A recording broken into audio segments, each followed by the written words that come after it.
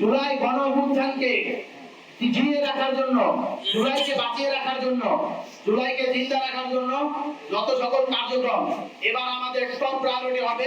অন্য সকল কার্যক্রমকে আমরা যে ব্যানারটি শক্ত হয়ে দাঁড়িয়েছিল, যারা নেতৃত্ব দিয়েছে সেটি বৈষম্যবিরোধী ছাত্র আন্দোলন।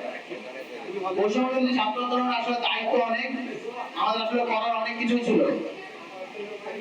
দেখা গিয়েছে যে আমরা আসলে অনেকগুলো কাজ সম্পূর্ণ করতে পারিনি। জুলাই গণ অভ্যুত্থান থেকে গড়ে ওঠা সারা বাংলাদেশে অসংখ্য নেতাকর্মী অভ্যুত্থানের মধ্যে দিয়ে রাজনৈতিক হয়ে উঠেছিল।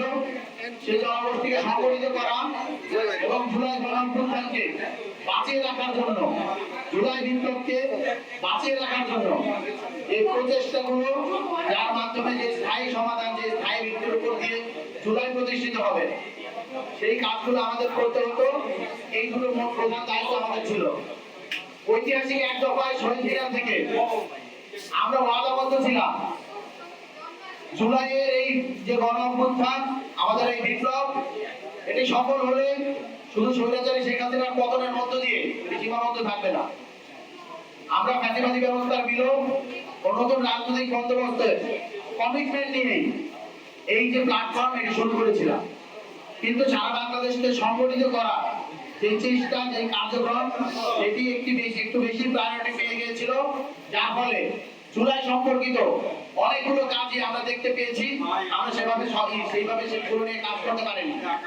এজন্য দেশবাসীর কাছে আমরা একদিকে যেমন ক্ষমা চাচ্ছি, সেই সাথে নতুন আঙ্গিকে, নতুন মোড়কে আমরা বলতে চাই, নতুন যারা নির্বাচিত হয়েছে সেই নির্বাচিত সদস্যরাও সকলে কমিটমেন্ট দিচ্ছে জুলাই গণ অভ্যুত্থানকে জিইয়ে রাখার জন্য, জুলাইকে বাঁচিয়ে রাখার জন্য, জুলাইকে জিন্দা রাখার জন্য যত সকল কার্যক্রম এবার আমাদের টপ প্রায়োরিটি হবে।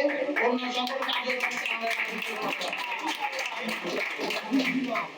আমরা স্পষ্টভাবে একটা কথা বলতে চাই, দীর্ঘদিন যাবৎ জুলাই যেহেতু বৈষম্য বিরোধী ছাত্র আন্দোলনে কোনো কেন্দ্রীয় নেতৃত্ব ছিল না, তাই আমরা দেখতে পেয়েছি সারা বাংলাদেশে বৈষম্য বিরোধী ছাত্র আন্দোলনের ব্যানারকে ব্যবহার করে নামে বেনামে বিভিন্ন ধরনের আর্থিক কেলেঙ্কারি, বিভিন্ন ধরনের অপরাধ কর্মকাণ্ড সংঘটিত হয়েছে।